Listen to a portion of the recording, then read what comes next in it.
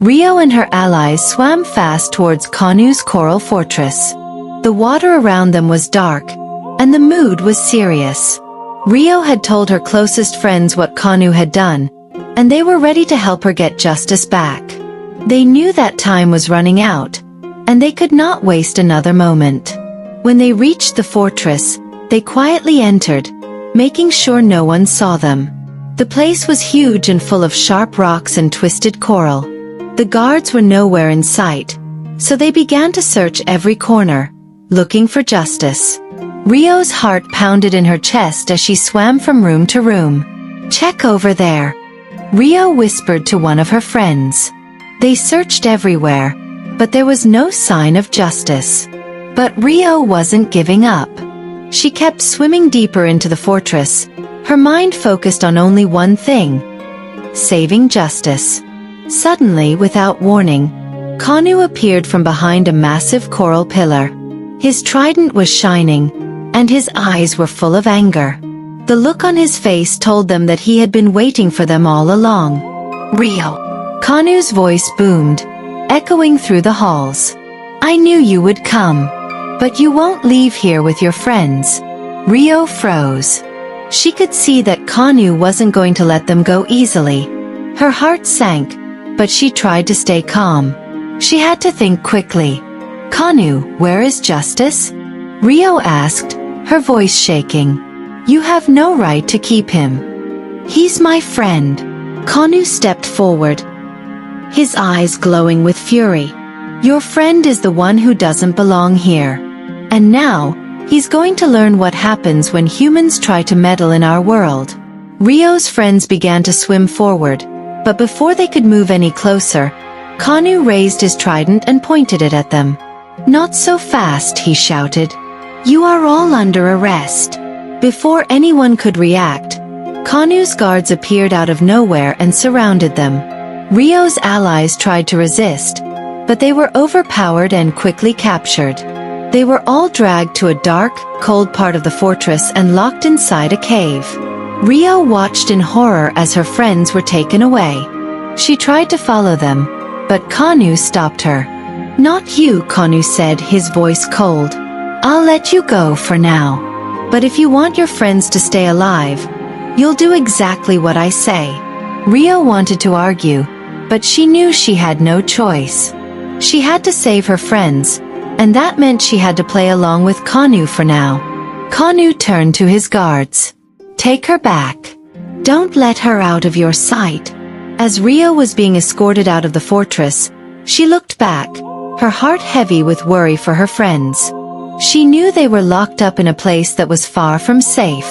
And what made it worse was that she had no idea where Justice was. Was he in the same cave? Was he okay? Meanwhile, in the cave where Rio's friends were locked up, they were trying everything they could to escape. The walls were made of hard coral, and the seaweed that tied their hands was thick and strong. They pulled and twisted, but nothing seemed to work. "We can't just sit here," one of Rio's friends said. "We need to find a way out." "Calm down," another friend said. "We need to think clearly. If we keep struggling, we'll just tire ourselves out. Let's wait for a better chance." But waiting wasn't easy. The air in the cave was cold, and the silence was deafening. Every minute felt like an hour. They knew Rio would be looking for them, but they didn't know if she would find them in time. Back at the river, Rio was deep in thought. She knew Kanu's warning was serious, but she couldn't just give up on her friends. She swam to the surface, trying to clear her mind. She needed a plan. She couldn't fight Kanu alone, but she also couldn't leave her friends to suffer. The river was calm as Rio floated on her back, staring up at the stars. She could hear the sound of the water flowing gently, but her thoughts were in turmoil. What was she going to do? How could she save Justice and her friends? Just then, a familiar voice broke through her thoughts. "Rio." Rio's heart skipped a beat. She turned around to see her mother, Queen Mara, swimming toward her. "Mother!" Rio exclaimed. "You have to help me. Kanu has taken my friends, and I think he's hiding Justice somewhere. I need to find him before it's too late." Queen Mara looked serious. "I know, my daughter. Kanu has gone too far this time. But we must be careful. He is dangerous. I don't care about his power," Rio said, her voice full of determination. "I'll do whatever it takes to save them." Queen Mara placed a hand on Rio's shoulder. "I know you will. But we can't act recklessly. We need help. We need to gather the others." Rio nodded. She knew her mother was right. She couldn't fight Kanu alone, no matter how much she wanted to. Together with the help of her allies, she would find a way to defeat Kanu and free her friends. As Rio and Queen Mara made plans, Justice remained trapped in the cave, his mind racing. He had no idea how long he had been there, but he knew he couldn't stay much longer. He had to find a way out. His mind kept going back to Rio.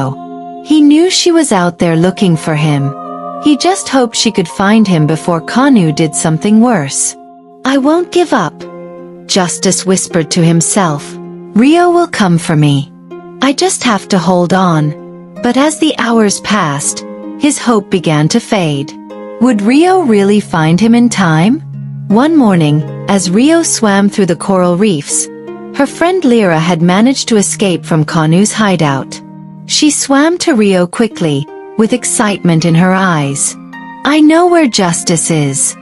I can't go back, but you can save him," Lyra whispered urgently, her voice trembling with both fear and hope as she described where Justice was. Rio's heart skipped a beat. Justice, her dear friend, was still in danger. Without a second thought, Rio promised to rescue him that very day.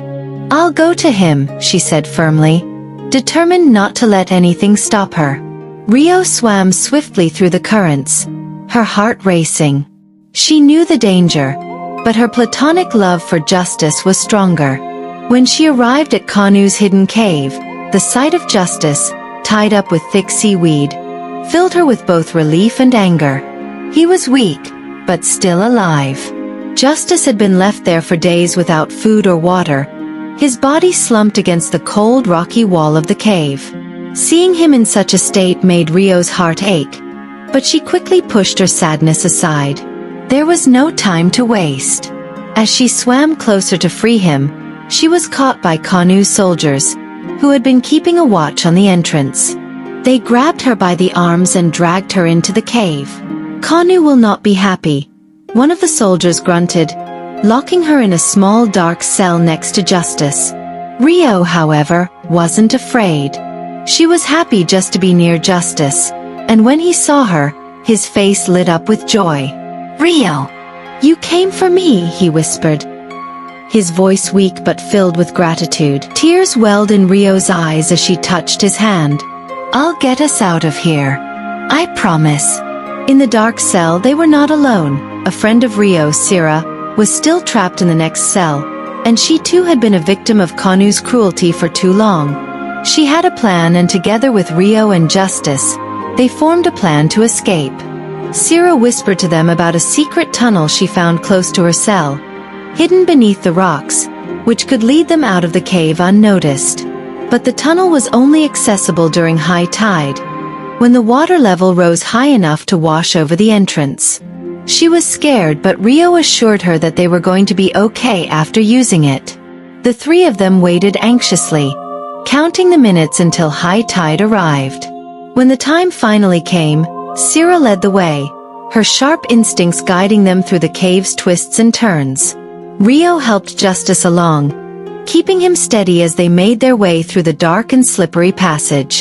Finally, after what felt like an eternity, they reached the tunnel's exit. As the water level rose, they swam out into the open river. The fresh water and freedom felt like a gift after the dark confinement of the cave. "We did it!"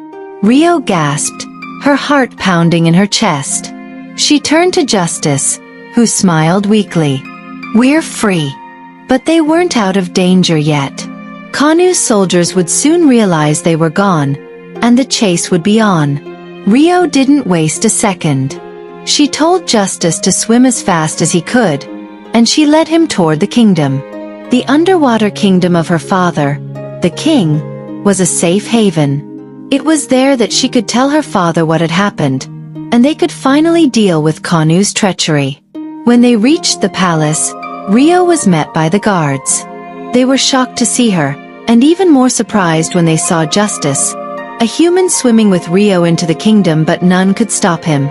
Rio swam to her father's chambers, where he sat waiting for her.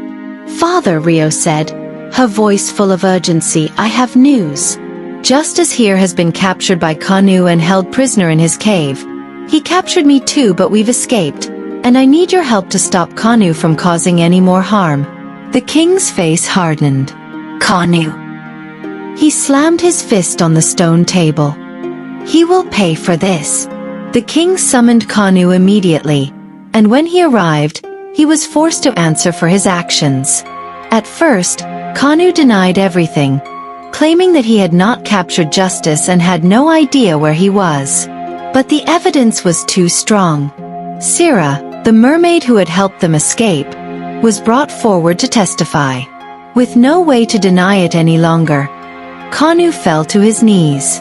"Please, your majesty," he begged, his voice desperate. "I was wrong. I let jealousy cloud my judgment. I have made terrible mistakes, and I regret them deeply. Please forgive me." Rio, though hurt by Kanu's actions, knew that forgiveness was important. She had learned that lesson through her friendship with Justice, and she understood that everyone made mistakes. She turned to her father, who was silent for a long moment. Finally the king spoke. "Kanu, you have betrayed my trust. But I see that you have learned your lesson. You will be forgiven, but only if you prove that you are worthy of that forgiveness. I will give you a chance to redeem yourself." Kanu bowed his head in gratitude. "Thank you, your majesty. I will make things right." After Kanu's pleading, Justice was given a royal escort to the riverbank, where the human world met the underwater kingdom. The king, moved by Justice's bravery and loyalty to Rio, presented him with a beautiful diamond. It shimmered in the sunlight, a token of appreciation and friendship. Rio and Justice stood by the river, smiling at each other. Though their worlds were different, their bond was unbreakable. "You'll always have a place in my heart," Rio said softly, her voice filled with emotion. Justice smiled, holding the diamond in his hand. "And you in mine, Rio. Thank you for everything." They hugged one last time, knowing that even though they were from two separate worlds, their friendship would never end. Kanu, now under the king's watch, worked hard to prove his loyalty. He helped rebuild the trust he had broken and slowly began to regain the respect of the kingdom. Over time, Kanu and Rio grew closer again, and the feelings between them began to regrow. They started to understand one another unlike before, and a deep bond formed. Finally, Kanu asked Rio for her hand in marriage again. "Rio," he said, "I have wronged you, but I have changed. Will you still marry me?" Rio looked at him, her heart filled with a mix of emotions. She had learned to forgive him, and in that forgiveness, she found love. She nodded. "Yes, Kanu. I will marry you." The wedding was a grand affair. The kingdom was decorated with colorful seashells and pearls, and mermaids from all over came to celebrate. Rio and Kanu exchanged vows under the shimmering waters, and the kingdom rejoiced in their union. Though Rio married Kanu, she never forgot Justice. She would often swim to the riverbank to visit him whenever he was around, and they would talk about their lives and adventures. The bond they shared was a testament to the power of love, loyalty, and friendship, no matter the distance or the difference between their worlds. And so, the story of Rio, Justice, and Kanu became a legend passed down through the ages. A story of betrayal, redemption, and the strength of true friendship. Rio's heart was full, for she had learned that sometimes the greatest treasures are the friendships we hold dear, even when the world tries to pull us apart. Thank you for watching. Please stick to this channel. We have beautiful videos coming your way, and don't forget to share. Where are you watching from?